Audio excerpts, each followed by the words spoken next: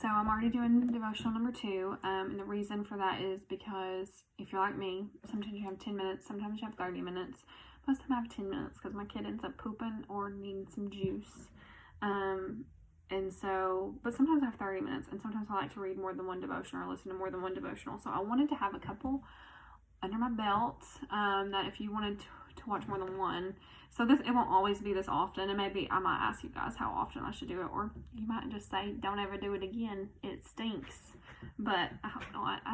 And on that note, I just wanted to say I was so humbled.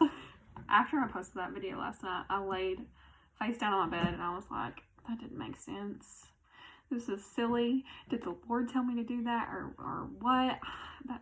And I still, I can't even watch it because I feel like it makes no sense. And please be patient with me because I want to get better at this, and I really do want it to be something that you can come back to. Or a friend told me that she listened to it on the way to work. That's such a blessing to me. That's what I used to do. I used to commute before I became a stay-at-home mom, and that's what I depended on was devotionals and things that I could listen to. And so that just, it blessed my heart. You guys just really blessed my heart, and I'm so thankful. So devotional number 2, and it's a doozy. Predestination. This is I know controversial in Scott County for some reason. I think that some people believe that certain churches believe in it and they don't. Anyways, so I feel like when you get to our generation, we tend to lean on the traditions and beliefs of our parents and grandparents. I'm bad for it. I do it. We don't study ourselves to find out why they believe what they believe. I'm horrible for that. I know that our God, I know that Jesus is a whosoever Jesus, but why is he? So whenever I came across this verse, and me and my sister were studying this the other day, and she told me that she struggled with this too. So Ephesians 1, I encourage you to read it. Maybe pause, read it for yourself. Ephesians 1:4. According as he hath chosen us in him before the foundation of the world, that we should be holy and without blame before him in love, having predestinated us into the adoption of children by Jesus Christ to himself, according to the good pleasure of his will. So I know what I believe. I know what I've been taught. I know what I've been taught my whole life. He's whosoever. But when I read that, it tripped me up. It made me think. It confused me. And Delaney said the same thing.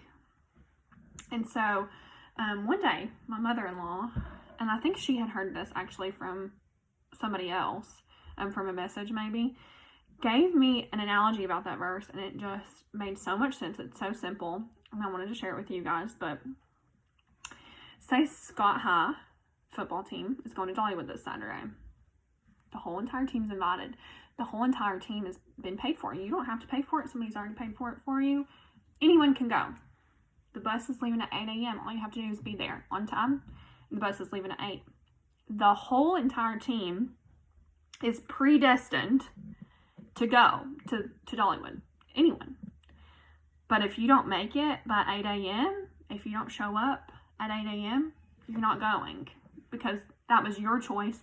You chose not to go. You're predestined to go, but you didn't come. You didn't show up. And it clicked, okay, that makes sense. And I know that he's a whosoever God. So if somebody comes to you and says, what's the basis of your salvation? Why do you believe in God? Would you know what to say? Because I'm telling you, I don't study my Bible enough sometimes to know what to say. I am not studied up enough to show myself approved. So I'm going to give you a couple verses. If somebody did question you about your faith, what is your basis? What are you standing on? And would you know, or would you have your traditions of your parents and your grandparents? Because I feel like my age, that's a lot of what we're standing on, and that ain't gonna cut it. So I want you to read in Ephesians for yourself. study it for yourself. And then also, so let's go to John 1:12 and 13. Again, I want you guys to read it for yourselves, but this just shows. So John 1:12 and 13 says, "But as many as received him, to them gave he the power to become the sons of God, even to them that believe on his name." So just like the story of the Sky High football team, it was already paid for. The Church of Dollywood's already paid for. You just have to receive it in your heart. All are invited, but only the people that show up are going to come.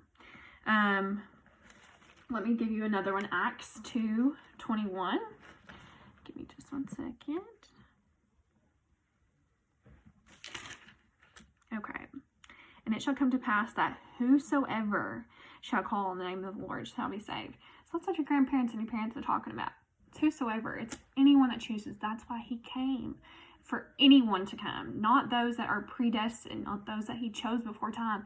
Because listen, if he's choosing people, it ain't going to be me. Because I am a hot mess. I'm not going to be one of the ones chosen. And so I'm so thankful that that is not what my faith is based on. And then I'm going to give you one more. Romans 1:16, and I encourage you guys to look at these yourself, and I'll write them at the bottom, but just try to memorize these, try to ponder on these, for if somebody asks you what your faith is based on. So Romans 1:16, "For I am not ashamed of the gospel of Christ, for it is the power of God unto salvation to everyone that believeth, to the Jew first, and also to the Greek." Everyone. And isn't that amazing? Everybody gets to. People that make mistakes. Everyone. So I just encourage you to read those verses. Again, just to study for yourself. That's something that I really struggle with. Anyways, thank you guys. I'm so thankful that you guys even watch my videos. I'm very thankful for that. Thanks, guys.